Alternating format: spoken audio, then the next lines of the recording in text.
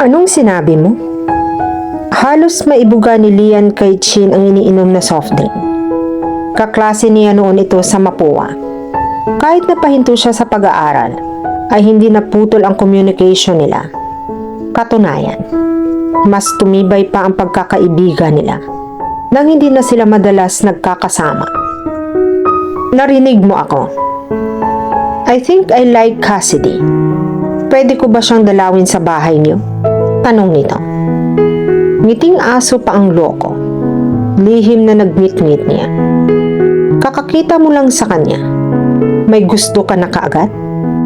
Ano ang nangyari sa iyo, Chin? Nakilala bilang insensitive heartthrob ng buong Intramuros campus. Kahit sandamukan ang babaeng nagpapansin dito sa Mapua, ay wala itong pinansin kahit na isa. Ang masaklap, ang nag-iisang babaeng nagustuhan ito. Lumapit lang dito dahil sa isang dame.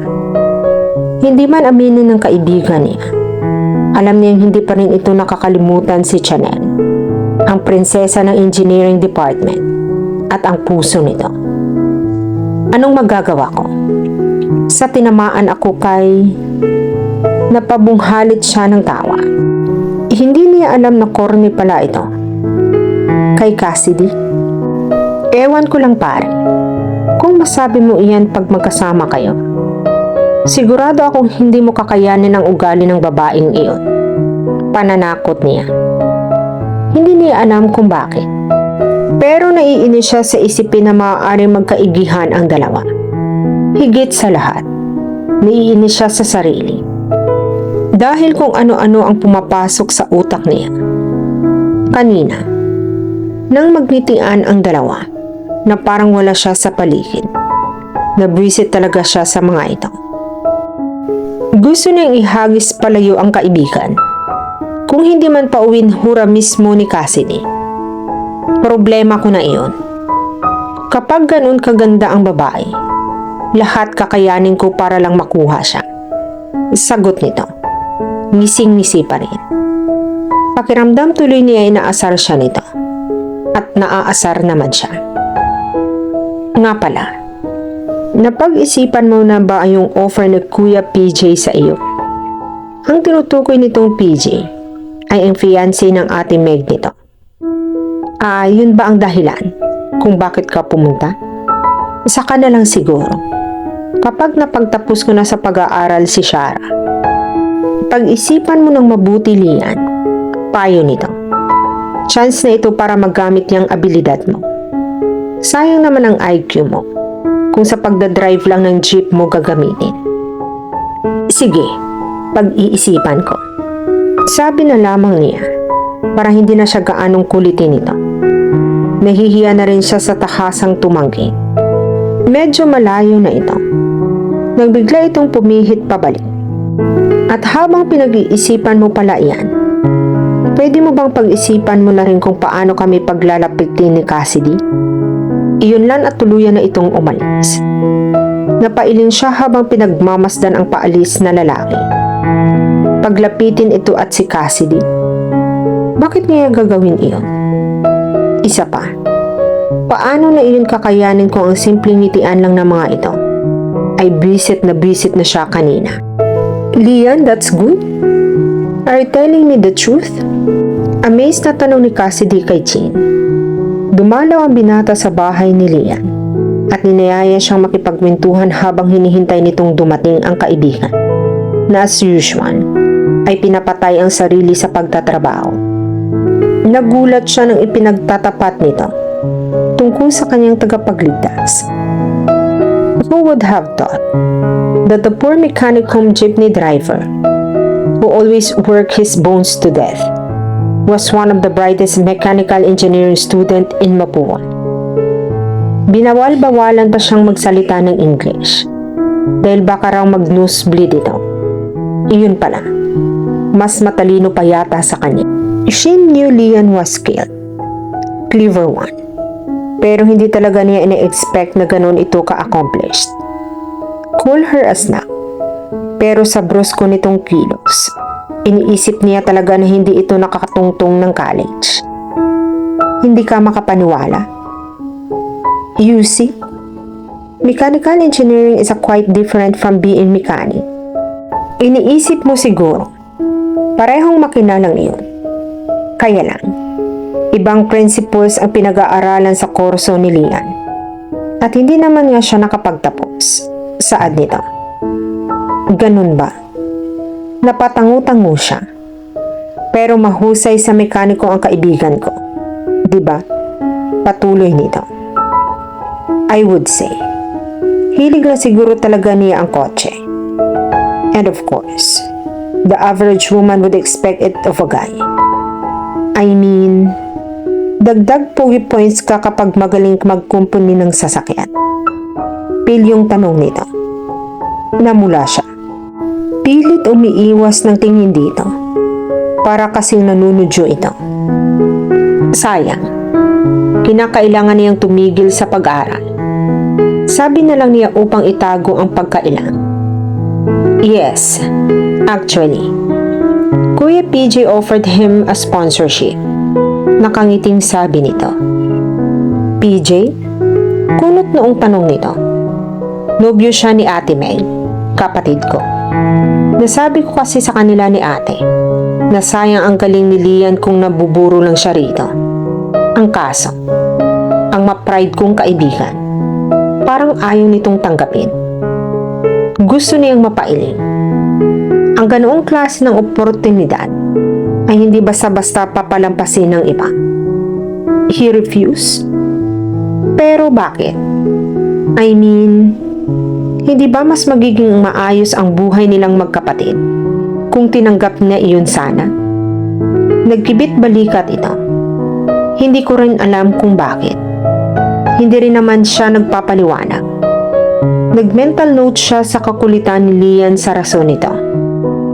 Marami-rami na rin silang napagkwentuhan ni Chin nang dumating ang kaibigan nito. Karamihan sa napag-usapan nila ay tungkol din sa bagong dating. Sa hindi niya malamang kadahilanan, parang iyon ang topic na bumubuhay sa interes niya. Parang gusto niya kasing kilalanin pa ang binata. Isang bagay na hindi mangyayari kung ang pag-aaway nila araw-araw ang pagbabatayan. Nandyan ka na pala. Ang tagal mo namang dumating. Kanina pa dito si Chin. Salubong niya agad dito. Dumilim ang mukha nito, saka umismit. Oo nga. Mukha nga kanina pa siya dito. Parang close na kayong dalawa. Sagot nito. Was it just her? Or did she really hear a faint sarcasm in his voice? Hindi pa masyado pare. Kaya nga ipinagpapaalam ko sa iyo si Cassidy. Gayain ko sana siyang lumabas bukas. Napamulagat siya sa sinabi ng kanilang bisita. Wala naman kasi itong sinabing ganoon mula kanina. Gayong napakatagal na nilang nag-uusap. Pero kung nabigla siya sa sinabi ni Chin, di hamak na tila mas gulat ang itsura ni Lian nang tingnan niya ito. If it was possible, parang lalong nagdilim ang mukha nito. Duda siya kung may mga ngahas na ipinta ang mukha nito sa labis sa pagkalukot. Bakit akong tinatanong mo? Tatay niya ba ako? Angin nito kay Chin, na halatang natigilan sa asal ng kaibigan. Pero saglit lang naging pagkabigla ng gwapo nilang panauhin. Nakangisi na ito ngayon. Talaga? Ayos lang sa iyo na mag-date kami ni Cassidy? Hindi ka magagalit? Usisa pa nito. Nasa tono ang pang-iinis. Napamaang lang siya sa dalawang lalaki. Hindi alam kung ano ang sasabihin. Bumaling sa kanya si Lian. Busangot pa rin ang mukha. Basta wag mong kalimutan yung mga gawain mo sa talyer. Kung hindi malilindikan ka talaga sa akin. Banta nito. Sige, maiwan ko na kayo. At baka makakaistorbo pa ako. Hindi pa sila nakakasagot ay nawala na sa paningin nila ang binata. When she looked at Chin's direction, she noticed that he was still grinning. Ano bang problema ng kaibigan mong iyon? Daig pa ang babaeng may dysmenorrhea kung makapagsungit. Aniya, gusto mo talagang malaman? Pamisteryosong tanong ni Chin. Lalong lumapad ang pagkakangisi. Naintrigang tumango siya rito. Then go on a date with me. Inihagis ni Lian ang dilyabing hawak. Kanina pa niya inaayos ang owner jeep subalit wala yatang balak magpaayos sa kanya. Ang tinamaan ng magaling na sirang sasakyan.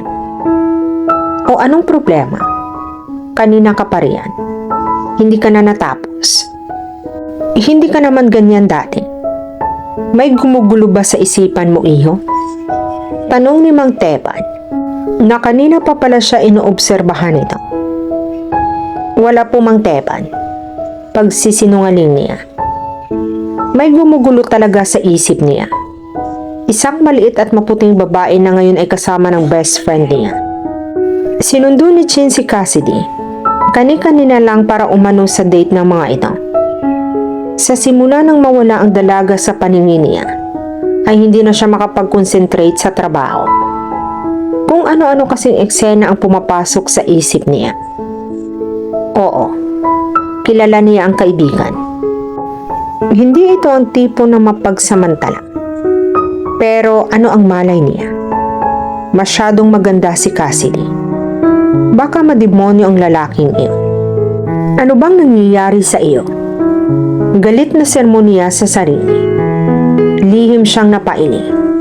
Tama bang mag-isip siya ng masama tungkol sa kaibigan niya? Sigurado siya. May mali na talaga sa utak niya. Nagseselos ka ano? Biglang tanong ni Mang Teban sa kanya. Napamaang siya sa matanda. Ano ba kayo, Mang Teban? Saan niyo naman nakuha ang ideyang iyan? Saka bakit ako magseselos? Hindi pa naman po ako girlfriend ni Cassidy. Ni hindi ko nga gusto ang maarting babaeng iyon. Matigas na tanggi niya. Napailing muna ang matanda bago tumugon. Kung ganoon, pag-isipan mo kung bakit daig mo pa ang mangingitlog na manok. Sa pagkabalisa mo mula nang umalis si Cassidy para sumama sa kabarkada mo. Iyon lang at bumalik na ito sa ginagawa. Bakit nga ba? Nagugulumihan ang tanong niya sa sarili. Maghapon na lamang niyang isinubsob ang sarili sa pagtatrabaho kaysa sagutin ang sariling tanong. Madilim na nang makabalik si Cassidy mula sa lakad nila ni Chin. It was just a casual day.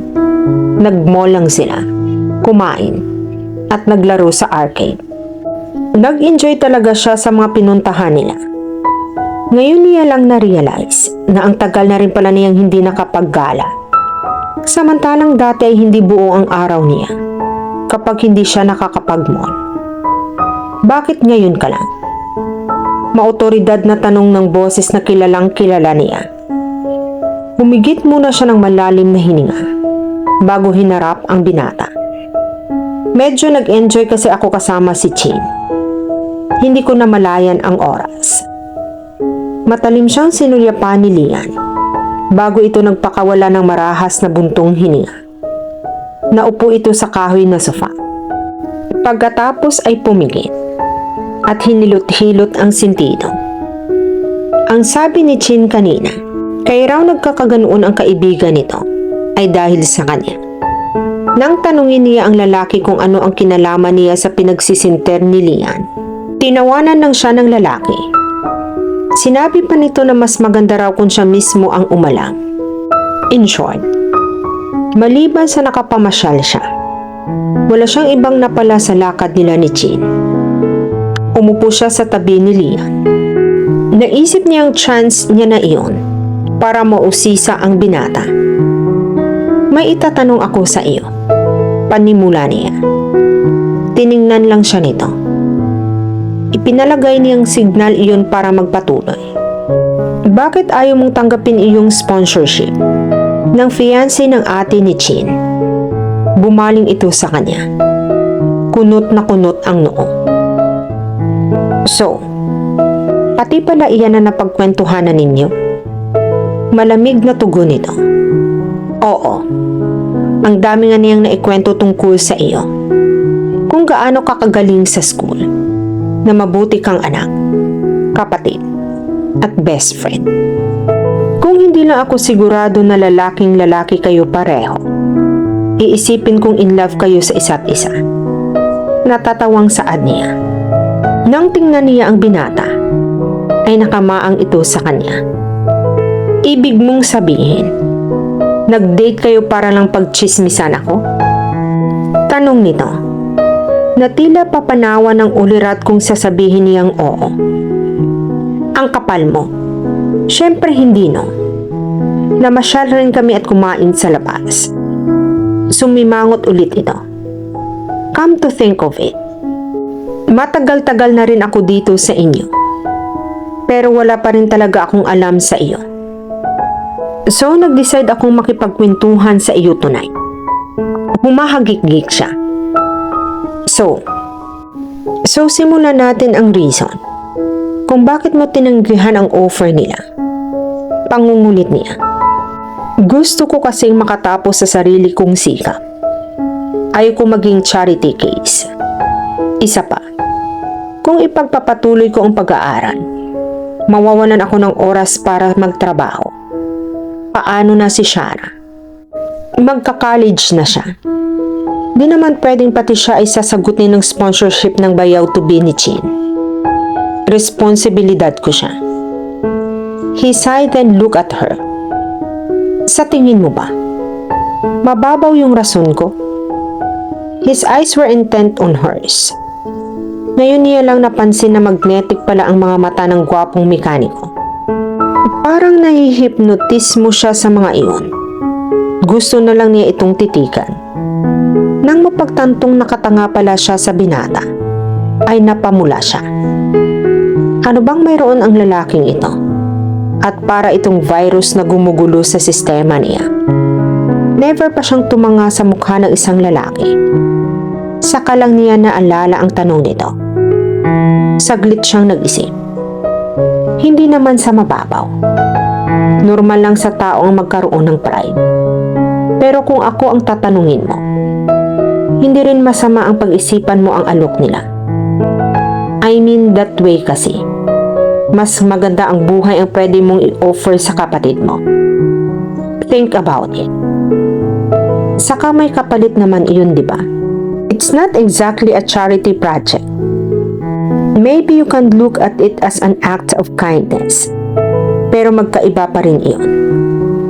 Pakikinabangan ka rin nila, one way or another. Maybe now or in the near future. Tiningnan siya nito, na parabang iyon ang unang beses na nakita talaga siya nito. Pagkatapos ay tumawa ito, at ginulo ang kanyang buhok. The way big brother acts with their little sisters. Sa naisip, ay hindi niya maiwasang ma-disappoint. At bakit ka disappointed? Don't tell me you want him to see you in a different light. She silently shrugged at the thought. It was impossible as well as unacceptable. Hindi lang pala puro kaartihan ang alam mo. May sense ka rin palang minsan. Narinig niyang saad nito. Sumimangot siya at hinampas ang braso nito. Tinawanan siya ng lalaki. Nakahinga siya ng maluwang.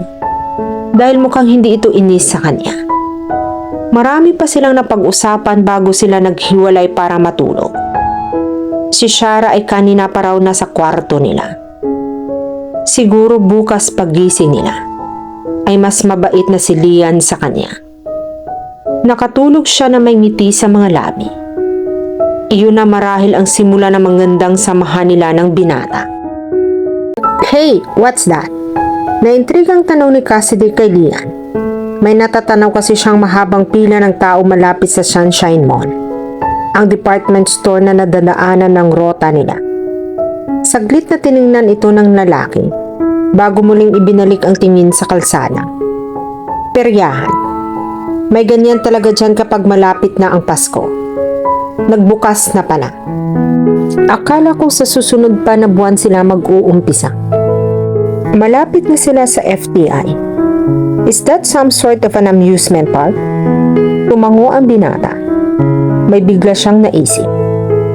Diba? Pagkatapos nating maihatid yung mga pasahero sa terminal, uuwi na tayo? Usisa niya. Nangunot ang noo nito. Marahil ay nagtataka sa interes niya. Oo. At bakit? May pinaplano ka naman ano? Can we go there? Nginitian niya ito. Yung tipo ng ngiti na hindi matatanggihan ng kahit sino. Especially males. Sinasabi ko na nga ba? Alam mo, ikaw, kung hindi kaartihan ang nasa isip mo, pagkakagastuhan. Pumalatak ito bago ipinarada ang minamanehong jeep sa terminal upang makababa na ang mga pasahero nila. Sige na please, kahit sandali lang. Gusto ko lang sumakay ng Ferris wheel. Pagsusumamo niya. Wala yatang epekto ang ngiti niya. He's really one tough cookie. Hinawakan niya ang braso nito at hinila-hila iyon bilang pangungulit niya. Sinamahan pa niya ang paulit-ulit na pagsasabi ng salitang please. Lian sighed then glare at her. Kahit kailan talaga. Pasaway kang babae ka. Nagbunyi ang loob niya. In fairness, nag-i-evolve ang lalaking ito.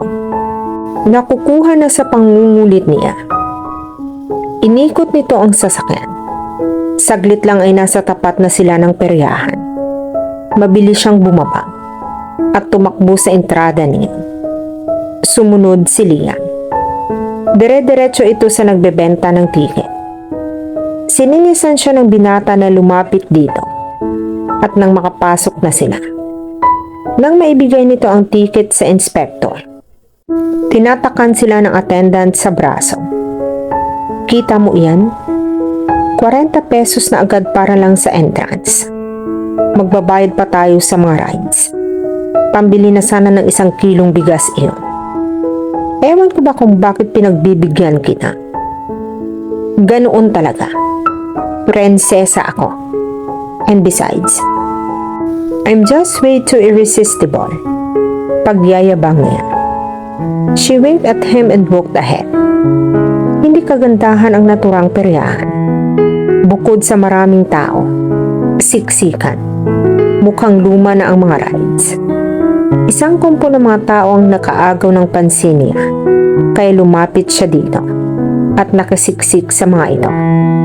Sa gitna ng nasabing grupo ay may isang mesa na nahahati sa 6 na kwadrado na may iba't ibang kulay. Sa bawat kulay ay may mga nakapatong na pera. Sa isang tabi ay may kahoy na lalagyan ng 3 ring wood cubes na may iba't ibang kulay sa bawat sides. At yun din ang mga kulay ng 6 na kwadrado sa mesa. Hinihila ng bangka ang tali na nakakabit sa kahoy na pinapatungan ng mga wooden blocks. Ang tinutukoy na bangka ay ang nagpapataya o kumakabig o nag-aabot ng perang na ipatalo o napanalunan ng mga nagsusukan. Babagsak ng 3 kahoy na dice o cubes na tila sandbox sa ibaba oras na hihigitan ng bangka ang tali. Inoobserbahan muna ng dalaga kung paano iyon nilalaro. Nang hilain ng mama ang tali, ay puro kulay dilaw na sides ang lumabas sa 3 dice. Napatingin si Cassidy sa katabi nang bigla itong magtatalon. Binigyan ito ng lalaking humihila ng tali ng 150 pesos.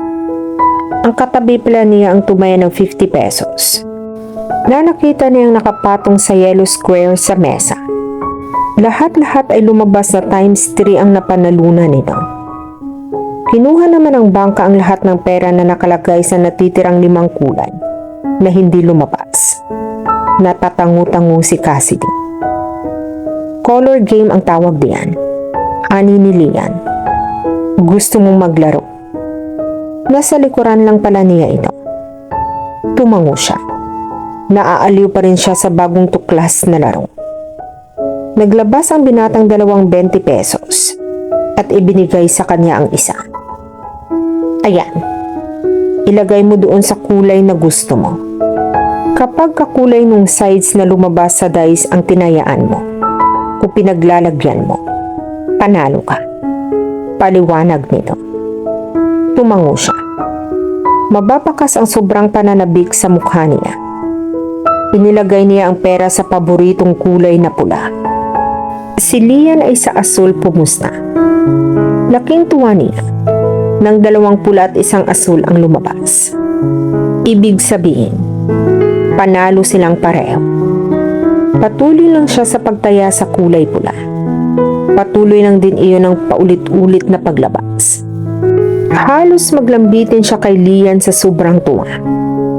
Hinay-hinay lang, prinsesa. Baka akalain ng mga tao, may relasyon tayo. Biro nito. Pinamulahan siya ng mukha at nagling napabitaw sa pakakayakap sa binata. Nang magsimula na silang matalo, ay tumigil na sila sa paglalaro. Malaki-laki na rin naman ang napatnalunan nila. Hinila niya ang binata sa isang shooting booth. Wala itong nagawa, kundi iiling-iling na sumunod sa kanya.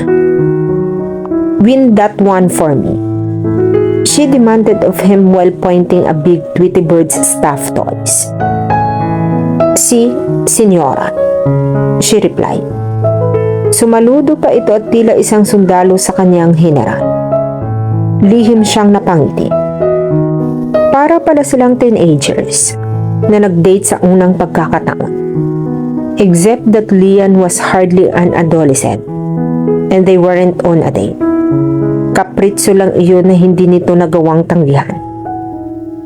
"Ha? Bilib ka na ba sa akin?" She suddenly snapped out of her reverie, then gazed up him.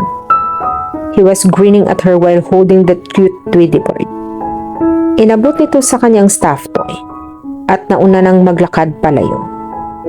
Humabol siya at muli itong hinila papunta sa direksyon ng gusto niya. Humigit muna ito ng malalim na hininga bago siya hinarap. "Alam mo, inaabuso mo na talaga ang kabaitan ko ngayong gabi." Sermon nito bagaman nakangiti. "Talaga? Gusto mo naman na inaabuso kita? Di ka makatanggi niya." Kantsaw niya. "I get it. You're beginning to like me, aren't you?" She added arrogantly, grinning widely. Ang lakas ng tawa nito. "Ang takaw mo," ani ni Lian. Si Cassidy ay sige lang sa pag-ukab ng cotton candy na binili nito. Pangalawa na iyon kaya hindi na mapigilan ng binata na magkomento. "I just love cotton candy, or any sweets for that matter." Defensive na sagot nito. Kasalukuyan silang nakapila at naghihintay para makasakay sa Ferris wheel. Classic attraction talaga ng kahit na anong carnival, ang ride na iyon. Kaya hindi na siya nagtaka sa haba ng pila noon. "Ikaw lang ang prinsesang kilala ko na ganyan katakaw." She rolled her eyes, a mannerism of hers that he found so adorable. "Talaga? If I know. Ako lang ang kilala mong prinsesa. Besides, ako ang bumili nito. Kaya bakit ka nakikialam?" Hindi na siya sumagot. Malaki ang napanulunan nito sa color game. Isinuli na nito ang 20 pesos na ibinigay niya. Ibinalik na rin nito ang bayad sa entrance fee. Inilalayan siya nito pag-akyat sa Ferris wheel. Maya-maya ay umandar na iyon. Wow! Manghang-manghang bulalas nito. Dumungaw sa gilid ng ride. Parang siyang-siya ito sa mga ilaw na nagbibigay ng liwanag sa madilim na gabi. Kung tutuusin, wala talaga siyang nakikitang kakaiba sa tanaw. Pero kung makareact ito, ay ganoon na lang. Nais niyang mapangiti. Mababaw lang pala ang kaligayahan nito. Buong akala niya ay mahirap itong paluguran. Pero heto, at nagniningning pa ang mga mata ng dalaga. Sa tingin niya, ay kasing ningning ng mga iyon ng mga bituin sa langit. Ang isa pang hinanga niya ay ang kakayahan nitong mag-adapt. Hindi pala itong kasing arte ng iniisip niya. Isang linggo na ito sa kanila. Ni hindi niya kailanman narinig na inilait nito ang papag na hinihigaan at ang electric fan nila. Sinusunod din ito ang mga ipinapagawa niya ng walang reklamo. Higit sa lahat, natuklasan niya na masarap pala itong kasama. Kahit pa nagsasagutan ng silang madalas, ang mga simpleng bagay gaya ng pagpapaikot nito ng mga mata, ang pagsimangot nito, at ang pagsagot-sagot sa kanya, ay nagsisilbing amusement ng monotonous niyang buhay. Aminin man niya o hindi, gusto niyang makasama si Cassidy. Ngayon ka lang ba nakasakay ng Ferris wheel? Wala ba nito sa mundo ninyo? Biro niya. Aliw na aliw siyang panoorin ito. The look on her face was just priceless. Sigurado siyang na hindi niya pagsisisihan ang pagsunod dito sa peryahang iyon. Nakasakay na ako sa ganito dati. Umirap ito. Mas maganda pa dito. Alam mo ba yung London Eye? Huwag mong sabihin nakasakay ka na doon. Aniya parang nahuhulaan na ang sagot. Yes, about 2 years ago. Kasama ko ang mga parents ko. Buhay pa ang mami noon. Malungkot ang boses nito. Napansin niya na biglang nangislap ang mga mata nito. May luhang nagbabadyang pumatak mula sa mga iyon. Hinarap niya ang mukha nito sa kanya gamit ang kanang kamay. Nag-angat ito ng tingin. Ayaw mo pa bang bumalik sa inyo? Mukhang miss mo na ang daddy mo. Marahang niyang inalis ang kamay sa mukha nito. She gave a better laugh. Parang tinataboy mo na ako ah. Gusto mo bang akong umalis? Natigilan siya. Tinitigan niya ng maigi ang dalaga. Tila kinabalisa ng maganda nitong mukha.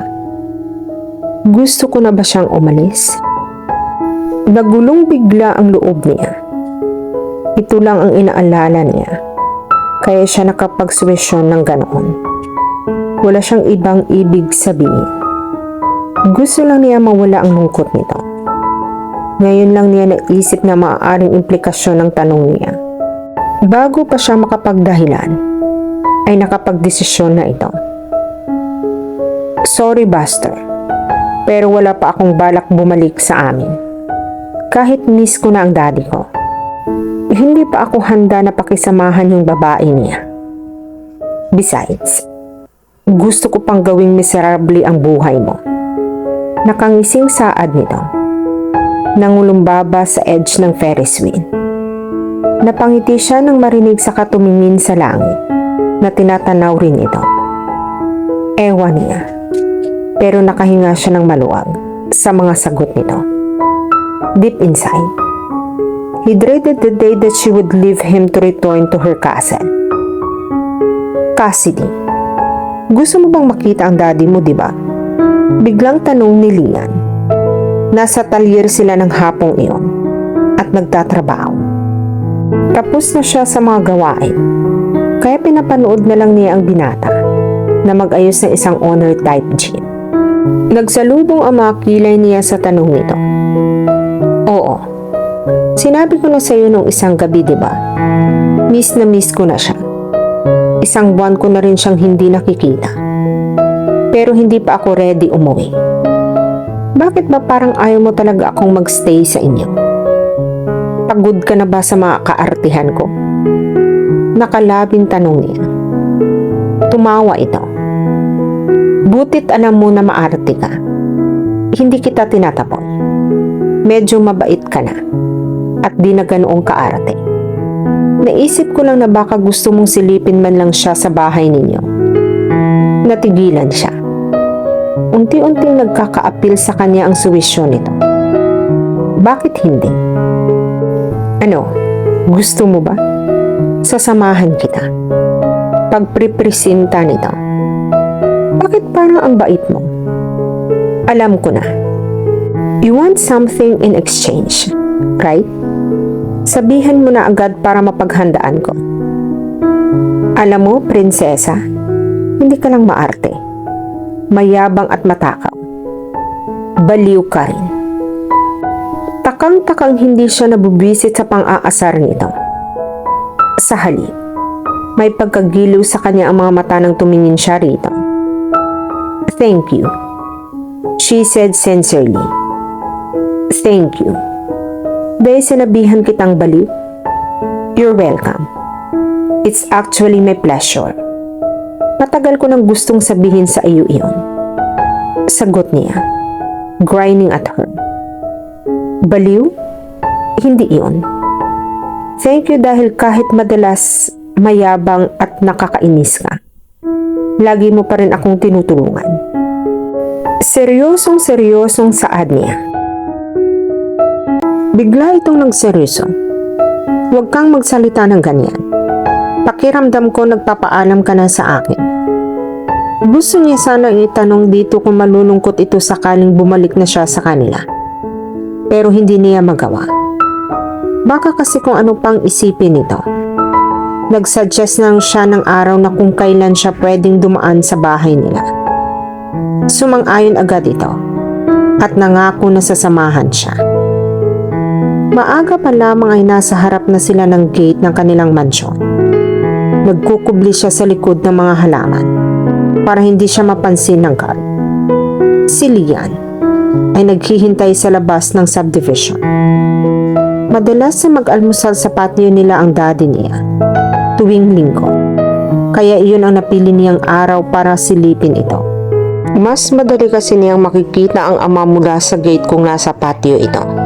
Gaya ng inaasahan, naupo nga ito sa isa sa mga iron chairs na naroroon maya-maya. Nakapantulog ito na pinatungan lamang ng ropa. Bit-bit nito ang paborito nitong diaryo sa umaga. Parang gusto nang magbago ng isip niya tungkol sa hindi pag-uwi sa kanila. Ang tanging gusto niyang gawin ng mga oras na iyon ay tumakbo sa ama at ikulong ito sa yakap niya. Subalit dagling nabura sa isiping iyon nang makita niyang lumabas mula sa mansyon si Laika. Napakaganda ng ngiti nito habang bitbit ang isang tray ng pagkain. Humalik ito sa pisngi ng kanyang ama, saka naupo sa tabi nito. Maya-maya lang ay masaya nang kumakain ang mga ito ng almusal. Natabunan ng selos at galit ang lahat ng pananabik niyang makapiling muli ang ama. Naisip niyang siya dapat ang kasama ng daddy niya sa oras na mga iyon. Pero mukhang hindi man lang ito nag-aalala sa kanya. Isang desisyon ang nabuo sa loob niya. Hindi na siya babalik sa kanila. Ano ba? Tama na iyan. Naiirit ang sermon ni Lian. Si Cassidy ay diretso lang sa paglagok ng beer mula mismo sa bote. Pilit niyang inaagaw ang bote sa hawak nito. Pagkalabas nito sa subdivision, ay napakatahimik na nito. Maghapon itong walang kibo. At matamlay buong panahon ng pamasada nila noong linggo. Pakiramdam nga niya, ay dinidibdib nito ang paniningil ng pamasahe. Parang ibang tao ang kasama niya ng oras ng mga iyon. Seryoso ito. At hindi talaga umiimik kung hindi rin kailangan. Wala na ang maarte at makulit na prinsesa na nang iinis at the same time ay nagpapasaya sa kanya. At pagkarating nila sa bahay, ay nagpabili ang dalaga ng beer at nagsimulang tumagay. Pinagbigyan niya si Cassidy dahil alam niyang problemado ito.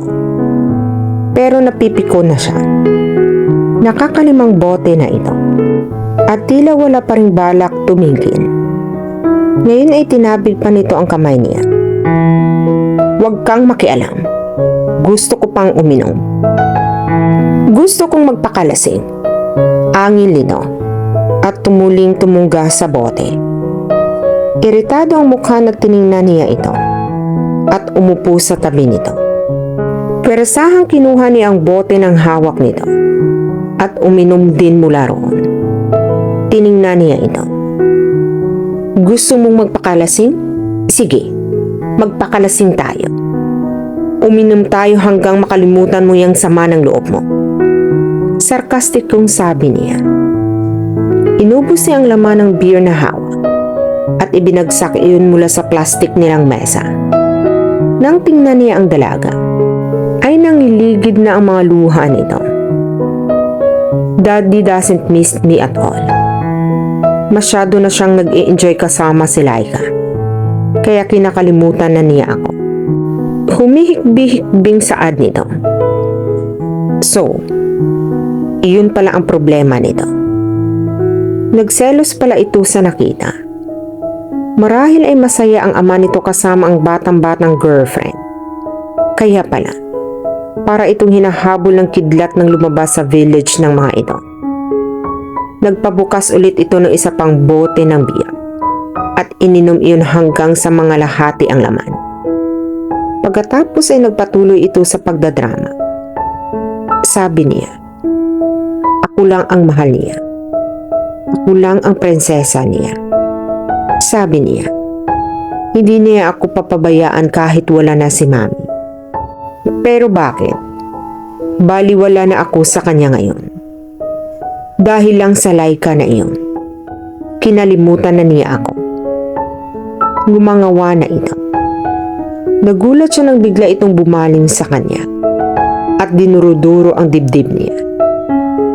Ikaw, kasalanan mo ang lahat ng ito. Kung hindi ka nagsuggest na bisitahin natin si Daddy, hindi sana ako nasasaktan ng ganito.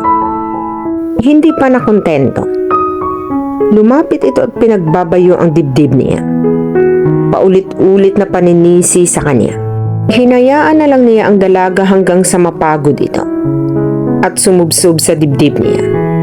Pagkatapos ay lalo itong umatungal ng iyak. Kinabig niya ito at ikinulong sa mga bisig niya. Pasensya na prinsesa.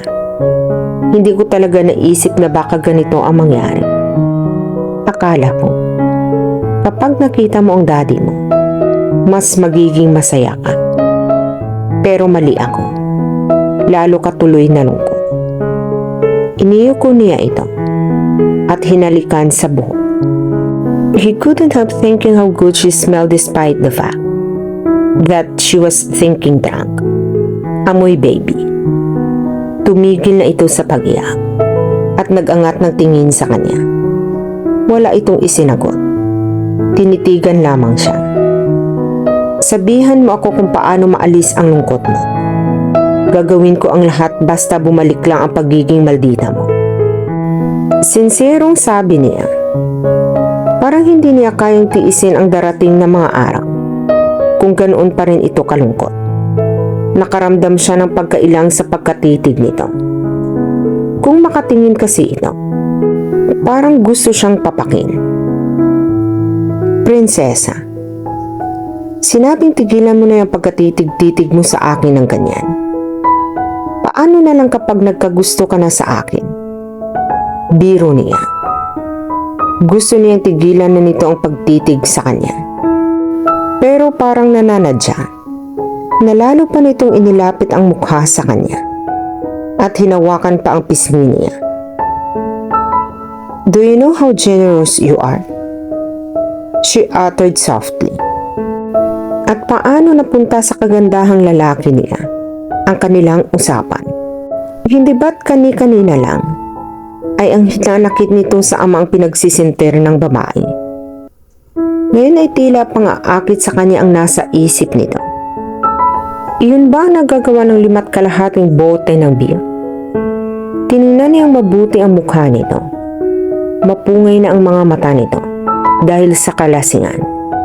Namumula na ang mukha. Ang makipot nitong bibig ay nakaawang ng bahagya. Tila nang aanyayang halikan niya. Bigla siyang napalunok sa naisip. Piping-pigil niya sa kanyang sarili. Hindi niya maaaring pagsamantalahan ang kalasingan nito kahit na gaano kalakas ang reaksyon ng katawan niya sa mabango at malambot na kabuuan nito. Pero bago pa siya makahuma ay nakabig na nito ang batok niya at magkalapat na ang kanilang mga labi. Déjà vu. Iyon ang naisip ni Cassidy na tumambad sa kanya ang bumbilya sa kesame. Biglang bangon siya. Pagkatapos ay napaungon. Nabiglang umatake ang sakit ng ulo. Bumangon siya at tiningnan ang paligid. Nasa kwarto siya ni Shara. Alam na niya iyon ngayon. Ang tanong ay kung paano siya napunta roon. Pilit niyang kinalog ang utak upang yunyunin ang mga nangyari.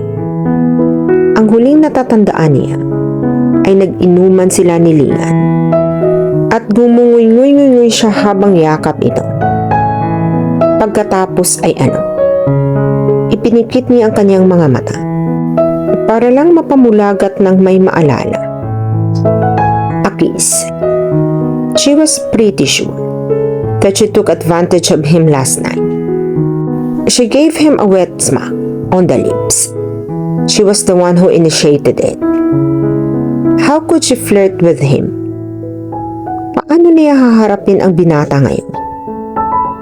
Mababa ang alcohol tolerance niya. Pero kahit ganoon, hindi pa rin siya nanghalik ng lalaki kailanman. Except for the last night. Lasing lang siya. Kaya niya nahalikan si Lian. Hindi dahil gusto niya ito. Unaakit siya rito. Nasa ganoon siya ng pag-iisip nang pumasok si Shara sa kwarto. Ate Cassidy, gusto mo na bang kumain? Ipaghahain kita. Sabi nito. Ngumiti siya rito. Wag na, Shara. Wala rin pati akong gana. Mamaya na lang siguro. Nasaan nga pala ang kuya mo? Alanganing tanong niya. Nasa talyer na. Hindi ka na niya ginising para isama dahil hindi ka rin daw makakapagtrabaho dahil sa kondisyon mo ngayon. Ang sabi niya, ayos lang daw na magpahinga ka na ngayong maghapon. Ganoon ba? Sige, salamat. Nang makaalis na ang dalagita, ay humugot siya ng napakalalim na hininga. At least, hindi niya kailangan makasama ang binata ngayong maghapon. Makakaisip pa siya ng idadahilan. Sakaling sitahin siya nito sa paghalik dito sa nagdaang gabi. Just blame it all on the alcohol. Hindi na siya magpapakalasing ever. To her relief, mukhang walang balak si Leah na pag-usapan ang nangyari. Tahimik lang ito. Pero tuwing makikita niya ito ngayon, tuwing mahagilap ng tingin ang mga labi nito, naaalala niya ang kagagahan niya. Maagang natapos si Cassidy sa trabaho niya. Sa talyer siya ng araw na iyon, kaya nagpatid muna siya sa binata sa bahay. Nagdahilan siya na hindi maganda ang pakiramdam niya, kaya hindi na makakasama sa pagpasada ngayong gabi. Hindi ito nagkomento. Nang makarating siya sa bahay, ay dumiretso sa banyo para maligo. Hindi na siya nagdala ng kahit ano pa maliban sa tuwalya, dahil mag-isa lamang siya roon. Kapag nasa bahay si Lian ay binibitbit niya ang pamalit na damit sa banyo, para hindi siya gumagala ng nakatapis lamang. Pagkatapos maligo, ay kampante siya lumabas na walang ibang suot, kundi ang tuwalyang nakatapis sa katawan. Gayon na lamang ang gulat niya nang marinig ang maingay na pagkabasag ng kung ano sa kanyang harapan. Nang mag-angat siya ng tingin, ay nanlaki ang mga mata niya nang makita si Lian. Nakatayo ito sa sala. Nasa bandang paanan ng isang basag na baso na marahil ay nabitawan nito. Hindi mapuknat ang tingin nito sa kanya. Naglandas ang mga mata nito mula sa basa niyang buhok sa kanyang magandang mukha hanggang sa mahahaba at mapuputi niyang mga binti. Ano ba kasing ginagawa nito roon? Hindi ba dapat ay namamasada ito ngayon? Bago pa siya makabawi sa pagkabigla, ay nakalapit na ito sa kanya. Napaurong si Cassidy nang humakbang si Lian pauna. Hindi ba't kasama sa rules ng pagtira mo dito na hindi mo akong akitin? Puno ng iritasyon at akusasyon ang tinig niya. Mula nang halikan siya nito ay umakto na siya na tila walang nangyari, dahil iniisip na iyon ang makakabuti sa kanila. Nang ganoon din ang gawin nito, ay naniwala siyang lalo na dapat na lang talagang kalimutan ang insidente. Hindi na niya gusto ang nangyayari. Nagugulo na ang sistema niya dahil sa dalaga. Nabibisit siya sa tuwing nakikita itong kasama ang kaibigan niyang si Chin. Kapag niningitian nito ang kaibigan niya, ay gumaganti ito. Parang gusto niyang mabaliw sa inis. She wanted her smiles to be all for him alone. Tuloy ng sumunod na araw. Pilit niyang ibinibigay ang gusto nito. Nang sabihin nito kanina na masama ang pakiramdam nito, ay labis siyang nag-aalala. Kaya bumalik na lang siya sa halip na tumuloy sa pamamasada. The worst part was when she kissed him. Grabe ang naging tugon ng katawan niya sa simpleng paglapat ng mga labi nila. Halik na kung tutuusin, ay hindi tumanggal ng ilang segundo dahil bigla na lang itong pinanawa ng uliran. Katakot-takot ang self-control na kailangan niya habang pinupunasan ang dalaga bago ito binuhat papunta sa kwarto ni Shara. Pakiramdam niya ay nasamantala niyang oras na wala ito sa wisyo kahit hindi. Kundangan kase't hindi umuwi ang kapatid niya ng gabing iyon. Nagpaalam ito na may gagawing group project sa bahay ng isang kaklase nito ng umaga pa lang. Pinipilit niyang kalimutan na lang ang mga nangyari. Pero heto, at bumalandra naman si Cassidy sa kanyang harapan na nakatapis lang na maiksing tuwalya. I'm not trying to seduce you. Nauutal pang sagot nito. Kitang-kita sa mukha nito ang katotohanan ng sinabi. Tila natatakot ito sa sitwasyon nila. Pues, mas natatakot siya. Great, he thought. Hindi ito nagtatangkang akitin siya. Pero hayon siya. At apektadong-apektado sa dalaga. If he could only control his libido around her completely. Patuloy pa rin ito sa pag-atras. Pero dahil maliit ang bahay ay mabilis itong naubusan ng uurungan. Pader na ang sinasandalan nito. For someone not trying to seduce me, you're succeeding big time, prinsesa. Nahawa na yata siya sa kaartehan nito sa pagsasalita. Hinawakan niya ito sa baba. Bago pa ito makatutol, ay sinakop na ng mga labi niya ang bibig nito. Her lips tasted like honey. Pakiramdam niya ay mawawala siya sa sarili kung ititigil ang ginagawa. I'm so in love with you, Prinsesa Cassidy. Ian was kissing her ardently, making her bones melt and her skin burn. She was trembling between his hard body and the thin wall on her back. Kung hindi siya nakasandal doon, ay baka natumba na siya. At kung hindi siya hawak nito, ay baka nakalumpasay na siya sa sahig. Technically, first kiss niya yung ninakaw na halik dito noong gabi na lasing siya. Wala siyang gaanong maalala sa naramdaman maliban sa pagkapahiya ng magising siya. But now, as his lips touched hers, delicious sensations were rushing through her body. And she finally admitted to herself the real reason why she kissed him that night. Hindi iyon dahil sa kalasingan o dahil sa pagnanais na makalimutan ang sama ng loob. Ginawa niya iyon dahil matagal niya na iyong gustong gawin at binigyan siya ng alak ng sapat na lakas ng loob. When he suddenly released her lips, both of them were panting for air. She looked at him directly. Umaasa siyang mababasa nito ang kanyang mukha ang nadarama niya. At hinihiling niyang makita ang mga mata nito, ang nararamdaman nito para sa kanya. Pero nabigo siya. Dahil pagkalito lang ang naaninag niya sa magaganda nitong mga mata. At mukhang wala rin itong balak na i-acknowledge man lang ang damdamin niya kahit pabiro. Gaya ng lagi nitong ginagawa. Kapag sinasabing baka magkagusto siya rito, sa lagkit ng pagkakatingin niya, ang masaklap, tumalikod pa ito sa kanya. at sinabunutan ang sariling buhok. She heard a string of profanities escape his mouth. Bago pa niya napigilan, nag-uunahan ng bumagsak ang luha mula sa kanyang mga mata, kasabay ng mahihinang hikbi. Hikbi na nauwi sa pagngawa. Mulagat na bumaling ito sa kanya. Bakit ka umiiyak? Pinapaiyak ba kita? Nakuha pa nitong tanong sa kanya.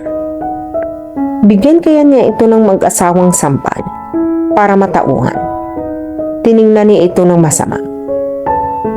You have the nerve to ask me that? Ikaw kayang lumagay sa katayuan ko. Tingnan ko lang kung hindi ka ngumawa. Nanggigigil na bulyaw niya rito. Halos lumuwa na ang mata sa pandidilat dito. Pagkatapos ay pumalahaw muli ng iyak. Alam niya, mukha siyang tanga habang nag-iiyak sa harap ng lalaking minamahal, habang nakatapis lang ng tuwalya. Pero wala siyang pakialam. Ngayon lang niya naranasan ang talagang nadurog ang puso niya. Akala niya, ang pinakamasakit na malaman niya ay wala na siyang puwang sa puso ng daddy niya. Si Laika na ang pumalit doon. Pero mas masakit pala ang mabigo sa lalaking minamahal. It was a different case, and she found it to be more devastating. Kaya wala talaga siyang pakialam. Takti naman, mahal na prinsesa. Tigilan mo na yung pagngawa at sabihin mo sa akin kung ano ang problema. Utos nito. You know what the problem is? Fine. Ikaw ang problema ko. I love you. Akala ko pa naman, after you kissed me passionately, you'll see it in my eyes that I love you, na hindi ko na kailangang sabihin. I was expecting that I would at least see the same feelings in your eyes, o kahit anong emosyon na malapit doon. Kaso, ikaw na Herodes ka. Wala ka nang ginawa, kundi ipakita sa akin na nawala ka lang sa sarili mo. Tapos itatanong mo pa kung bakit ako umiiyak? Kung saktan kaya kita dyan. Pagkatapos ay umariba ulit siya sa pag-iyak. When she looked at him, Lian really appeared dumbstruck. Nakaawang ang mga labi nito at tila hindi makapaniwala sa mga sinasabi niya. Lihim na napaismid ang dalaga. Nanlaki muli ang mga mata niya nang bigla na lang itong humahalakha. Saka inisang hakbang ang espasyo sa pagitan nila. Bago pa siya makahuma, ay nayakap na siya nito ng mahigpit. Pagkatapos ay nahalikan sa mga labi. She could only blink in his arms. Ibig bang sabihin, mutual ang feelings namin? Nang bahagyang lumuwag ang pagkakayakap nito, at makita ang ayos niya ay napangiwi ang binata. Pwede bang magbihis ka muna? Mukha kang sexy starlet sa itsura mo. That was the last straw. Kumawala siya sa yakap nito.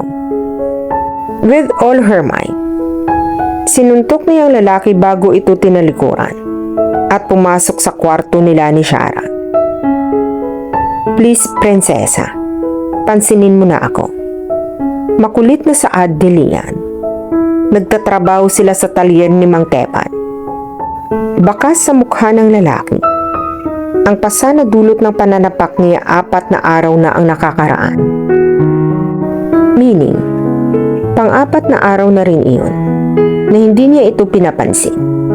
At 4 na araw na siyang kinukulit nito. Tiningnan niya ito ng masama nang humarang ito sa daraanan niya. Nakipagsukatan siya sa titig sa binata. Gusto niyang mapailing habang nakatingin dito. Bakit niya ba mahal ang lalaking ito? He's so complicated. Minsan, napaka-responsible at mature. Kung umasta ay parang mas matanda pa sa daddy niya. Minsan naman, mas isip bata kaysa sa kanya. Lagi lang itong nagagalit sa kanya nang walang dahilan. Pagkatapos ay hindi man lang siya mag-a-attempt ng magpaliwanag. May oras na sweet, caring, at pagka-gentleman. Pero may pagkakataon na tinatalo pa yata ang Neanderthals ng pagiging brosco. And instead of calling her Cassidy, he would mockingly address her as prinsesa. Kung makakahalik ito, parang patay na patay sa kanya. Pero gusto lang sa halik. Wala man lang yatang balak magsabi ng I love you. Yet you love him still. You love him faults and all. Tila na paralisang bigla ang buong katawan niya nang maramdaman ang pagdampi ng mga labi nito sa kanya. Natigil ang iniisip niya. Ginagalit mo ba talaga ako? Naningkit ang mga matang tanong niya. Kung tumingin ka kasi, parang mahal na mahal mo ako. Hindi ko tuloy mapigilan ang tuwa kaya nahalikan kita. Napakurap-kurap siya sa sinabi nito. At bakit ka natuwa, Aber? Tanong niya. Gusto niyang marinig ang sabihin nitong mahal siya nito. She actually believed that he did love her. Pero iba pa rin kung direkta at harapan nitong sabihin iyon. Kapag inamin nito iyon, iabswelto niya ang lalaki sa lahat ng atraso nito sa kanya. Pero sadyang wala yata talaga itong balak na gawin iyon. Dahil sa halip na sagutin siya, tinabig lang siya nito ng palapit at muling ikinulong sa mahigpit nitong yakap. But she struggled but as his warmth enveloped her, her resistance flee. Nag-angat siya ng tingin. Don't you love me? She asked, her eyes gleaming due to unleashed tears. Bakit ba hindi magawang sabihin ng binata na mahal siya nito? Ganoon ba talaga iyon kahirap aminin para rito? Hindi mo ba alam ang kasabihang actions speak louder than words? Balik tanong nito. Baka sa mukha ang kapilihan. Lumabi siya rito. Nagtatampo pa rin. Kung sino man ang nagsabi niyan, engot siya. Kaya nga may mga salita para linawin ang mga bagay na pwedeng bigyan ng maling kahulugan. You've been sending mixed signals from day one. Don't you know that? Akala ko ba matalino ka? Hindi mo naisip iyon? He laughed and cupped her face with his right hand, while the other encircled her waist. Kahit kailan talaga, ang galing mong mga tuwiran. Hindi lang iyon, ang kulit-kulit mo rin, at ang arte pa. Bumusangot siya. Magpatuloy ito. Pero kahit na ganoon, mahal pa rin kita. Ikaw lang ang nag-iisang prinsesa sa puso ko. Sorry kung hindi ko kaagad nasabi iyon. Hindi ko kasi alam kung paano magsimula. Ngayon lang kasi ako nagmahal ng tulad mo. Napatawa ito. Ipinulupot niya ang mga braso sa liig nito. Siya naman ang humalik dito. Nang tiningnan niya ang lalaki ay ngiting-ngiti ito. Ibig bang sabihin, bati na tayo? Tanong nito. Bagaman maliwanag pa sa araw ang sagot niya. She smiled at him and nodded her head in confirmation. Sukat doon ay binuhat siya nito at inikot-ikot. I love you, Prinsesa Cassidy. Malakas na deklara nito. Dinig na dinig din namang Teban at Ikstong ang sigaw nito. Gayon din ang ilang taong nagdaan sa tapat ng talyer. Pinamulahan siya ng mukha dahil sa ginawa nito. Subalit natabunan ng labis na kaligayahan ang hiya niya. Hindi lang nito sinabi ang pinakahihintay niya. Ibinandila pa nito iyon sa madla. Sino ang hindi magiging masaya? Nang ibaba siya nito at akmang hahalikan ulit, ay malakas na tumikhim ang matandang may-ari ng talyer. Tama na muna iyang lampungan ninyong dalawa. Tapusin na muna ninyo ang trabaho. Kainaman kayong mga bata kayo. Hindi na kayo nahiya sa akin. Sermon ito. Pilit na ikinukubli ang ngiti. Tila mas masaya rin ito para sa kanila ni Lian. Narinig pa nilang ibinulong-bulong nito nang makatalikod. Ang mga batang ito. Kaaway-away pa noong una. Magkakagustuhan rin pala. Nagkatinginan silang dalawa at parehong nauwi sa pagtawa. Magtrabaho na nga tayo para may pang-date tayo mamaya. Ani ni Lian at kinindatan pa siya nito. Napangiti siya. Ang saya talaga niya. Hinila siya nito at nagtulong sila sa mga gawain. Napakasaya ni Cassidy ng sumunod na mga araw. Iyon na siguro ang pinakamaligayang mga sandali ng buhay niya. Palagi silang magkasama ni Lian. He was an ideal boyfriend. Parang nawala yata ang masungit na side dito. Lagi itong malambing at maalaga sa kanya. Kahit na sa peryahan lang sila nagdi-date at kwek-kwek at fishbowl lang ang madalas silang kinakain, kapag nanlilibre ito, ayos lang sa kanya. Iba talaga ang nagagawa ng tunay na pag-ibig. Biglang nagkalamat ang kaligayahan niya nang minsang umuwi silang magkahawak kamay ng nobyo at naabutan nilang naghihintay sa labas ng bahay ang taong iniiwasan niya. Matiyang nakatayo at nag-aabang si Darren, ang kanyang ama. So, this must be the reason why those private eyes I had a very hard time looking for you, my prinsesa. Who would have thought that you've run away from home just to live here? I certainly didn't see this one coming, her father said, his voice devoid of emotion. Palipat-lipat ang tingin nito sa kanila ni Lian. Ganoon na rin sa magkahawak nilang mga kamay. Tila sinusuri nito ang lumang t-shirt at short at gumang tsinelas na suot niya. There was a look of disbelief in his face. What are you doing here? Hindi ba dapat ay masaya na kayong makasama ang magaling na si Laika? Malamig na tanong niya. Iha, of course I'm happy with Laika. But I need you to be there too. Gusto ko na pareho ko kayong makasama. Please, Princess, go back home. Nasa tono nito ang ngayon ang pagsusumamo. She laughed sarcastically. Really? I don't think so. Nang magpunta ako sa atin, parang tuluyan niyo na akong nakalimutan. Just go home and leave me be.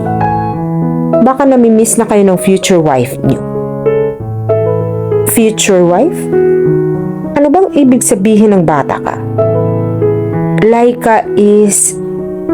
She cut him off. I don't wanna hear about it, Dad. Don't worry about me. Masaya na ako dito. Iyon lang at hinila niya si Lian papasok ng bahay. Bago niya naipinid ng tuluyan ang pinto, ay narinig niyang nagsalita ang daddy niya. Cassidy, kapag handa ka nang makinig sa paliwanag namin ni Laika, alam mo kung saan kami hahanapin. Naiinis niyang pinahid ang mga luha sa kanyang mga mata. Kinabig siya ng nobyo at ikinulong sa mahigpit na yakap nito. Hindi ito nagsalita. Hinayaan lang siya ng binata na mailabas niya ang sama ng loob sa pamamagitan ng pag-iyak sa dibdib nito. Mr. Lian, alanganing tanong ng isang lalaki noon lamang niya nakita. Pauwi na siya. Dumaanan siya sa convenience store dahil naglambing ng ice cream si Cassidy. Ako nga, may kailangan ba kayo sa akin? Kunot noong usisa niya. Nagpakilala ang lalaki sa tauhan ng ama ni Cassidy. Sinabi nito na kailangan umano niyang sumama rito dahil gusto raw siya nitong makausap. Nagpaunlak siya at inihatid siya ng lalaki sa bahay ng dalaga. Tumayo siya at lumabas ang matanda buhat sa isang silid.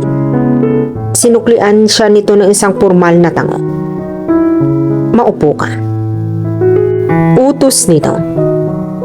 Nasa magarbong sala sila ng mansyon. Palagay niya ay malaki pa iyon sa buong bahay nila. Sabi ng mga PI na binayaran ko, "You have an affair with my daughter." At sa eksenang naabutan ko nung magpunta ako sa inyo, naniniwala ako sa sinabi nila. She must have been attracted by your good looks, young man. Anito, wala sa tinig ng pagbibiro. Hindi ako mapangmatang tao. But I am her father. Kaya nag-aalala ako sa kanya. And as a parent, I want the best for her. Kumunot ang noo niya sa sinabi nito. Para kasing may iba itong ibig sabihin. Pwede po bang diretsahin niyo na ako? Marahang ngumiti ang matanda. Simple lang. Prove to me that you really love my daughter. Ibalik mo siya sa lugar kung saan siya nababagay. What are we doing here? Nagugulumihan ang tanong ni Cassidy. Nasa harap na sila ni Leah ng mansyon na dating tinitirahan niya. Gayon ang sabi nito ay mamamasyal lamang sila. Hindi sumagot ang lalaki. Bagkus ay lumapit sa gate at nag-doorbell. Hinaklit niya ang kamay mula sa pagkakahawak nito. Ayaw ko rito. Alam mo ba iyon, di ba? Bakit mo ba kasi ako dinala dito? Galit na bulyaw niya. Pagkatapos ay biglang tumalikod. Hinila siya nito at mahigpit na niyakap. I'm sorry, prinsesa. Pero kailangan kong gawin ito. Mahinang bulong nito. At dahan-dahan siyang inilayo sa dibdib nito. Nangingislap ang mga mata nito. Parang maiiyak sa hindi na malamang dahilan. Nang bumukas ang bakal na tarangkahan, ay hinila siya nito papasok. Totally ignoring her protest. Tuloy-tuloy sila sa front door, papasok sa bahay. Nakita niyang pababa na ng grand staircase ang kanyang ama. Victory was written all over his face. So, you brought her back. Does that mean you accept my challenge? His father asked, looking at Leah. Nagpalipat-lipat ang tingin niya sa dalawang pinakaimportanteng lalaki sa buhay niya.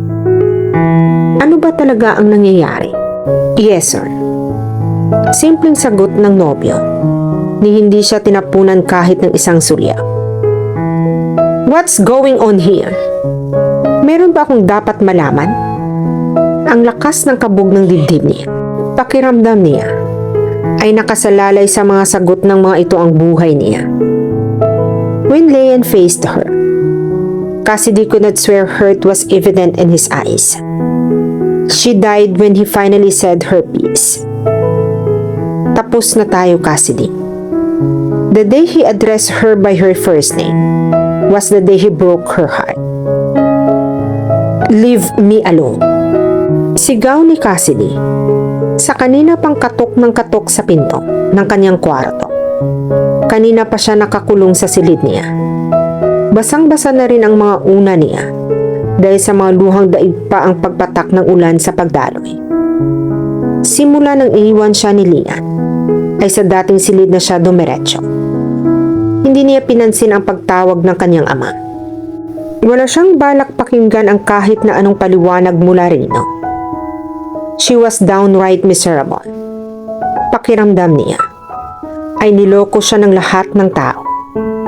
Mula sa ama na ipinagpalit siya sa babae nito. Inilayo rin ito ang lalaking mahal niya. And Leon himself, who didn't even have the guts to fight for her.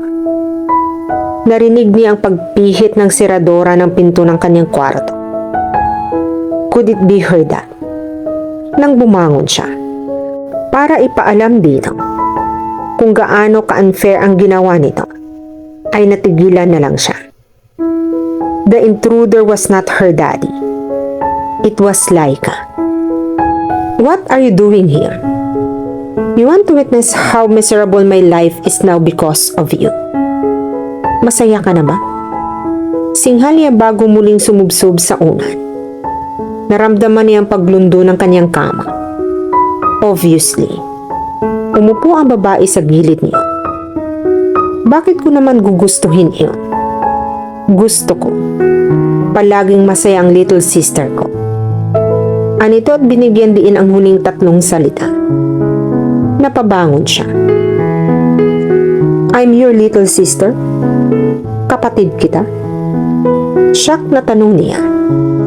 Ngumiti ito at umisod palalo sa tabi niya. Yes, hindi na naipaalam ng mama ko kay daddy na nagdadalang tao siya sa akin kasi naghiwalay na sila by the time na nalaman niya. Na-misunderstood mo ang closeness namin ni daddy. Sa opisina pa rin na rin yung pagpapatira niya sa akin dito. Ang balak niya sana ay sabihin sa iyo pagkaharap-harap na tayo. Ang kaso, naglayas ka. Nang pumunta naman siya doon sa pinagtataguan mo, you didn't give him the chance to explain. She was taken aback. Never in her wildest dream did she imagine na may kapatid siya, na babaeng kasama niya ngayon. Napakaraming tanong ang nag-uunahan sa isip niya. Gaya ng bakit noon lang ito dumating sa buhay nila. Kung saan na naroon ang mama nito. Pero hindi pa rin siguro handa ang kapatid niya na magkwento. She sighed. Nadadaig talaga ng mga events sa buhay niya ang mga teleserye sa TV. Tiningnan niya lang ito sa katahimik na lumuha. All this time, she was angry with Laika gayong wala naman pala itong kasalanan. Hindi siya makapagsalita dahil sa hiyang nadarama. Kinabig siya ng dalaga at ikinulong sa isang mahigpit na yakap. Nang maghiwalay sila, ay pinahid nito ang luha sa kanyang mga pisngi. Don't cry, little sister. Kung hindi mo pa ako tanggap bilang kapatid, makapaghintay ako. Saad nito. I'm such an idiot. Nagpadalos-dalos ako. Kaya naging komplikado tuloy ang buhay ko ngayon. If I didn't run away from home, hindi ko sana nakilala si Lian. Hindi sana ako nasaktan ngayon. You really love him, don't you? Marahang siyang tumango. I'm pretty sure na mahal ka rin niya. Saad nito. Nagtatanong ang mga matang tiningnan niya ito. Bumuntong hininga si Laika bago ipinaalam sa kanya ang deal sa pagitan ng daddy niya at ni Lian. Natahimik siya matapos sa paglalahad nito. Hindi niya alam kung ano ang dapat maramdaman. Alam kong galit ka ngayon kay daddy dahil feeling mo kasalanan niya kung bakit lumayo ang lalaking mahal mo. Pero gusto lang ni daddy na mapabuti ka. As for Lian, ginawa niya iyon dahil gusto niyang maging karapat-dapat sa iyo. Kaya kalimutan mo na sana ang sama ng loob mo sa kanila. Payo nito. Nang hindi pa rin siya kumibo, ay tumayo na ito sa kama. Maghihintay kami ni daddy sa baba. Sana sumabay ka sa amin mag-dinner. Tumayo ito at tumalikod sa kanya. Ate, habol niya bago ito makalabas ng pinto. Nakangiti na ito ng lumingon. Thanks, Cassidy. Simpleng sagot nito. Sa malungkot na ngiti niya. Nais niyang ipahatid na tanggap niya ito ngayon pa lang. At tila nakuha kaagad nito iyon. Tama si Lian. Words aren't necessary sometimes. Mahigpit niyang niyakap ang hawak na unan. Dahil sa sinabi ng ate niya, medyo gumaan ang kanyang loob. She was ready to face her dad now. Pero naroon pa rin ang hinanakit niya kay Lian. Mahirap bang sabihin sa kanya ang pangako nito sa daddy niya? Kung ginawa nito iyon, hindi sana siya nasaktan. Pero ang tanging sinabi nito ay tapos na sila. Subukan mong bumalik sa akin, Lian. Pahihirapan kita ng husto. Tumayo na siya at nag-ayos ng sarili. Bababa siya at makikipag-ayos sa kanyang pamilya. Iyon man lang ay maging maayos. Di bali ng sawi ang puso niya. Walang hiya ka, pare. Anong katanghan ang pumasok sa kukote mo at ginawa mo iyon? Buska ni Chin kay Lian. Sinabi niya rito ang dahilan kung bakit nag-aya siyang uminom ng mga oras na iyon. Kailangan kong gawin iyon, pare. Ano ba naman ako kumpara kay Cassidy? Wala akong may offer sa kanya maliban sa maliit na barong-barong, grasa sa talyer, at kalahating college degree. Tama ang kanyang ama. Kailangan ko munang gawing karapat-dapat ang sarili ko sa prinsesa niya. Nang kausapin siya ng matandang lalaki, inisip talaga niya ang palalayuin siya nito kay Cassidy. Walang-wala siya sa higanap niya na bibigyan siya nito ng pagkakataon na patunayan ang kanyang sarili. Hindi ako matapobre, Lian. Hindi ako tumututol sa iyo para sa anak ko. Pero gaya nga ng sinabi ko, I only want the best for my princess. At sa nakikita ko, isa kang mabuting candidate para sa best na hinahanap ko. Nararamdaman ko na mabuti kang tao at nakikita kong may kakayanan ka. Prove to me how much you love my daughter. You're a remarkable young man, pero may igagaling ka pa. Patunayan mo iyon sa akin. At habang ginagawa mo iyon, let Cassidy grow up and find herself. Bata pa siya. At para na rin masigurado kung tunay ang nararamdaman niya para sa iyo, pakawalan mo muna siya. Ayaw kong pagre-rebelde lang ang dahilan kaya siya nagkagusto sa iyo. Let her be for a while. And I promise you, kung sa pagbabalik mo ay mahal ka pa rin niya, hindi ko na kayo pipigilan. Ako pa mismo ang gagawa ng paraan para magkasama kayo. Iyon ang sinabi sa kanya ng ama ni Cassidy. Ayaw niyang malayo sa dalaga, pero may katwiran din ang ama nito. Simula na magkausap sila ng matanda, ay nakaramdam siya ng dibastang pangamba. Paano nga kung nagustuhan ng siya ng dalaga? Dahil sa kanya ito umaasa buong panahon na magkasama sila. Paano kung mahal lamang siya ni Cassidy? Dahil alam nitong siya ang tipo ng lalaking hindi gugustuhin ng ama nito. Paano kapag nagsawa na ito sa pagiging mahirap niya? Hindi niya naisip iyon dati. Mukha kasing masaya na ang dalaga sa simpleng buhay na mayroon sila. Isa pa, masyado ring natuon ang kanyang atensyon sa tuwang nararamdaman tuwing kasama ito. Nakadama siya ng pangamba at lilipas iyon kapag na-miss na nito ang dating buhay. Kapag pumayag siya sa gusto ng ama nito, alam niyang masasaktan din si Cassidy habang malayo dito sa daddy nito. Pero nakita rin niya ang sakit na gumuhit sa mga mata nito nang magpaalam siya. Nandoon na ako. Pero bakit hindi ka nagpaliwanag ng maayos kay Cassidy? Baka hindi ka patawarin noon. Naiiling na sabi nito. Alam niya iyon. Nag-aalala rin siya na baka kamuhian siya ng dalaga. Pero ano ang magagawa niya? Paano kung sa huli ay mabigo siya? Ayaw niyang mainip ito sa paghihintay. Gusto niya magpatuloy pa rin ang buhay nito kahit wala siya. Napabuntong hininga si Lian. Nang tumingala siya, ay masama pa rin ang tingin sa kanya ni Chin. Hindi ko talaga alam kung paano ka naging top student sa school natin. Para sa isang taong matalino, masyado kang tanga. Pwede bang tulungan mo na lang ako, pare? Gusto kong mapatunayan sa tatay niya na sa lalong madaling panahon. Dahil ayaw ko rin maghintay ng matagal. Sa kasong iyan, walang problema. Ikaw lang itong ma-pride. Ang tagal-tagal na kitang inaalok. Tanggi ka ng tanggi. Ang problemahin mo ay si Cassidy. Mag-isip ka ng pambawi ngayon pa lang. Dahil siguradong suko hanggang tuktok ng Ferris wheel ang galit nun sa iyo. Tumungga na lamang siya mula sa bote ng beer. Hintayin mo sana ako, prinsesa. Babalik ako. Pangako iyan. Magsisikap ako para sa iyo. Sinipat ni Cassidy ang gayak niya sa salamin. Walang gusot ang suot niyang black pencil cut shirt na hanggang tuhod ang haba.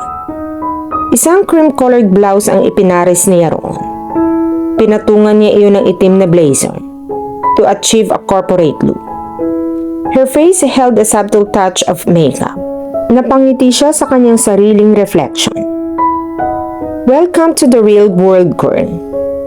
First day niya ngayon sa trabaho. She was going to be her dad's executive assistant. She wanted to be someone that her father could be proud of. She didn't want to be known as just a pampered little rich kid. 3 years ago, she wouldn't have thought of proving herself to anyone. Kontento na siya sa buhay na nasusunod ang luho at layaw niya. Napapasunod niya ang mga tao sa paligid niya dahil sa pagkabrat niya. Lian taught her the meaning of hard work.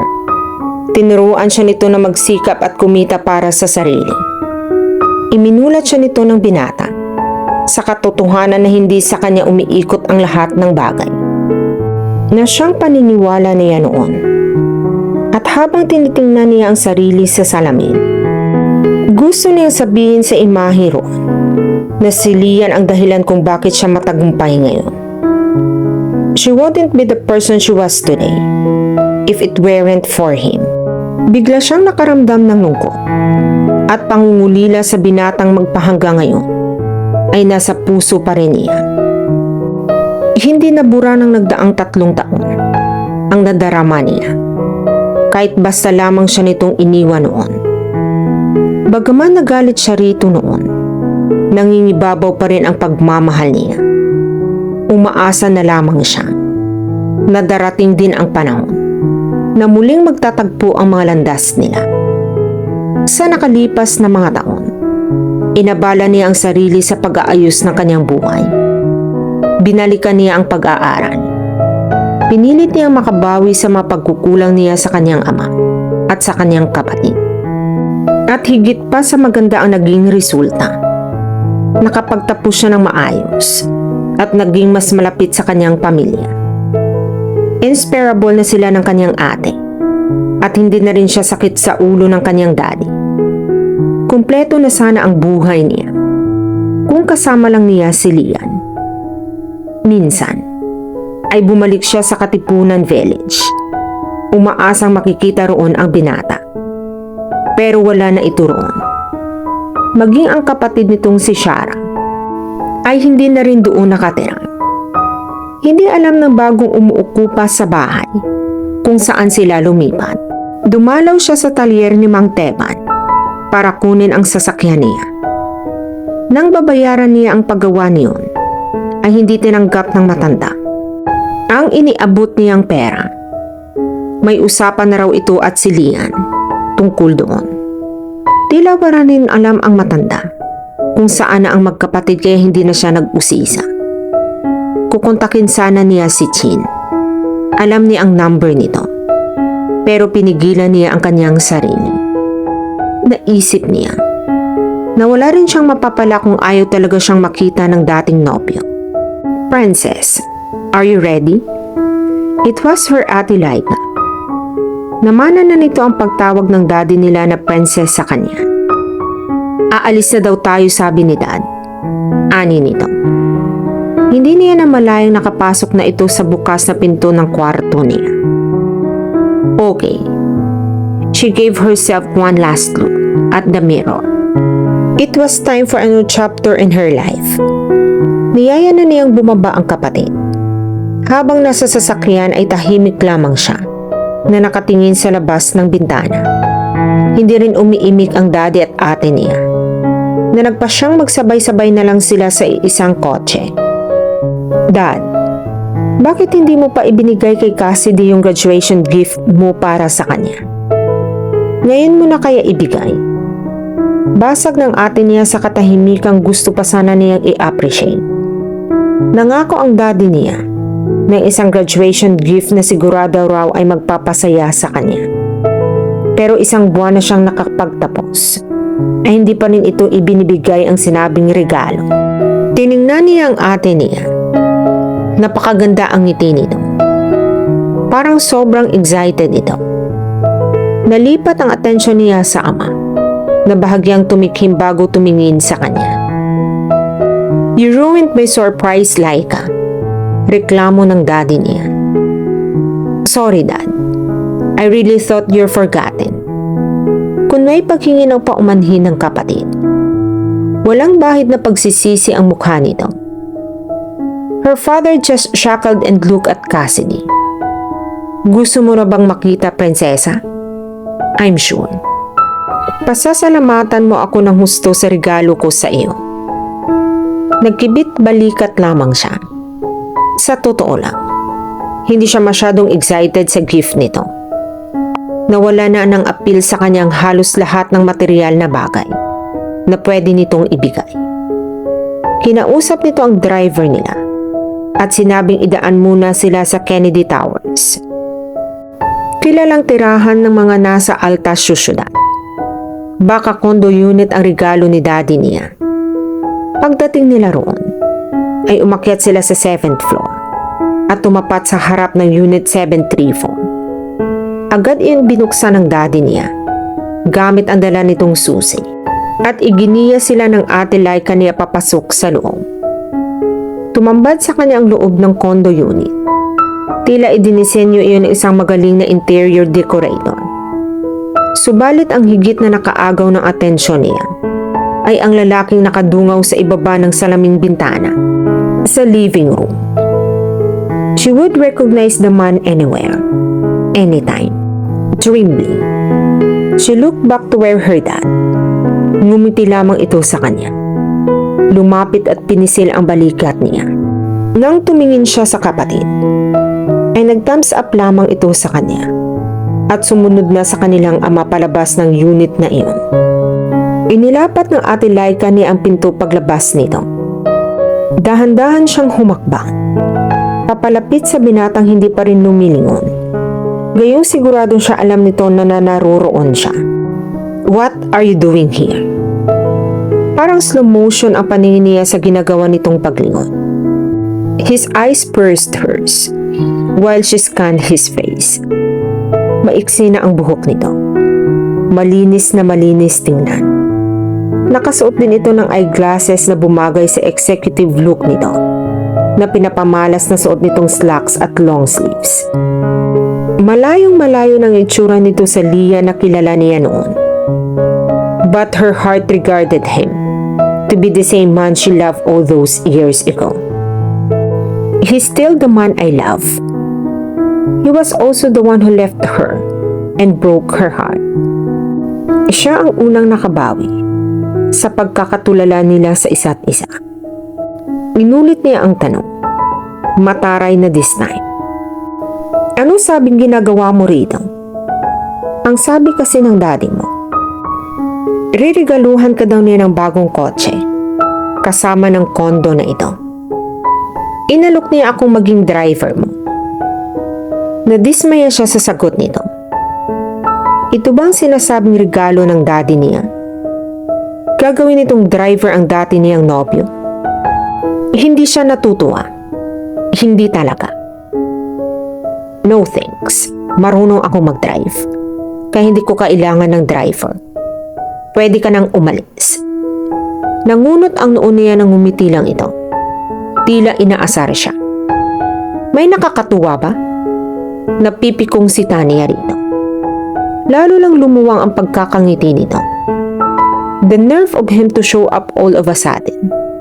Asar na tinalikuran niya ito at humakbang palayo rito. Pero sa isang igla ay hawak na nito ang braso niya at marahas na hinila siya papalapit sa katawan nito. Nasubsob tuloy siya sa dibdib ng binata. Hinapit siya nitong lalo. Nagpumigla siya subalit parang bakal ang mga bisig nito na nakayapos sa kanya. Naliliyo siya sa sensasyong umaasulto sa damdamin niya habang nararamdaman ang hininga nito sa kanyang mukha. You haven't changed, prinsesa. Pikon ka pa rin.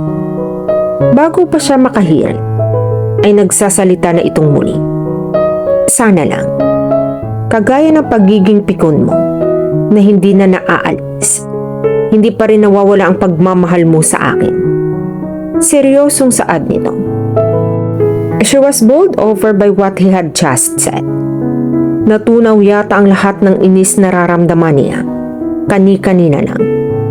Nagpatuloy ito. Maiintindihan ko kung galit ka sa akin at hindi mo na ako mahal. But please give me one last chance to love you. Pagsusumamo nito, hindi siya kumibo. Nagpatuloy ito. 3 years ago, iniwan kita para may mapatunayan sa daddy mo at sa iyo na rin. Nilunok ko ang pagkataas-taas kong pride at tinanggap ko ang inialok ni Chin. Nagsikap ako para kahit papano ay may maipagmamalaki ako sa iyo. And here I am. Hindi man ako kasing yaman ninyo. Alam kong kaya na kitang bigyan ng magandang buhay. At iyon kung tatanggapin mo pa rin ako. Naroon ang pangamba sa tinig nito. Masuyo nitong hinaplos ang pisngi niya. She sighed. Didn't it occur to you that I might reject you kahit may napatunayan ka na? Remember, you left me without any explanation. After all these years, paano mong naisip na matatanggap pa rin kita? Pilit niyang pinaseryoso ang mukha niya. Kahit pa nga ang gusto niyang humahalakhak na makita ang pag-aalala sa mukha nito. Sige lang, magpanik kang Herodes ka. Kung kinakailangang ligawan kita habang buhay, o maglumuhod ako sa harap mo para lang tanggapin mo ako ulit, gagawin ko. Please, give me another chance. Nagsusumamo ito. Hindi na niya napigilan ang sarili. She laughed out loud. Pagkatapos kong magmukhang gago, tatawanan mo ako? Mukhang galit na ito ngayon sa kanya. Ikaw na mismo ang nagsabi, mukha kang gago. Kaya ako natatawa. Ganoon? Tingnan ko lang kung matatawa ka pa pagkatapos ng gagawin ko sa iyo. Iyon lang. At mariin siya nitong hinalikan sa mga labi. She closed her eyes and savored his kiss. Ang tagal niyang inaasam na bumalik ito. Ngayon lang niya na-realize na sobra niya pala talagang mahal ang lalaking ito. Kahangalan lang kung hindi niya ito bibigyan ng pagkakataon. Ipinulupot rin niyang dalawang kamay sa liig nito. Only to be disappointed when he abruptly ended the kiss. Ngayon mo sabihin wala na akong babalikan. Abot tenga ang ngiti nito. Siya ang kaalaman na may feelings pa rin siya rito. Pulang-pula ang mukha niya. Oo na. Sige na. May babalikan ka pa. Binibigyan na kita ng isa pang chance. Ano? Masaya ka na? Pagsusupladan niya, kahit ang totoo ay masayang-masaya siya. Hindi pa. Kasi gusto ko pa ng isang sagot. Ano na naman? Will you be my wife, prinsesa? Mulagat na napatingin siya rito. Mukhang hindi ito nagbibiro. Katunayan, ay nakaluhod ito at hawak ngayon ng isang singsing. Nangiligid ang luha sa mga mata niya. Nang kinuha nito ang kanyang kamay at isinuot ang singsing sa kanya, kahit hindi pa siya sumagot ng oo. Mahal na mahal kita. Alam mo ba iyon? At hindi na kita papakawalan pa. Napapayag ko na ang daddy at ate mo. Paano ba iyan? 3 na kami. Tatanggi ka pa ba? Natawa siya. Hindi na rin siya nagpakipot pa. Who told you that I refuse? 3 taon ko tong hinintay na mangyari ito. Natawa na rin ito. At tumayo para yakapin siya. I love you, my prinsesa. Madamdaming saad nito. Saka siya hinalikan sa mga labi nito. Pagkatapos ng 3 taon, nakapagtapos na din si Leah ng kanyang pag-aaral sa tulong ng pamilya ni Chin.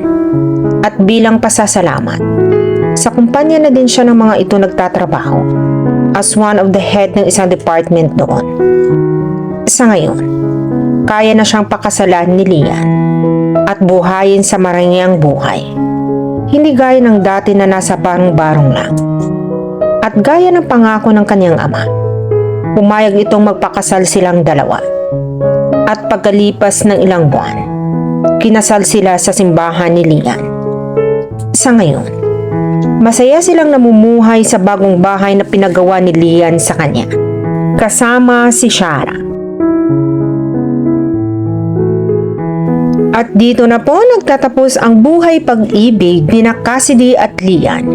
Sa kwentong ito, napatunayan nila na ang tunay na pag-ibig ay hindi napapantayan ng pera, kundi tiyaga at pagmamahalan sa isa't isa. Muli, maraming salamat po. Sana po muli po ninyo akong samahan sa susunod ko pang kwentong ibabahagi sa inyo. Be good, be safe, and God bless everyone.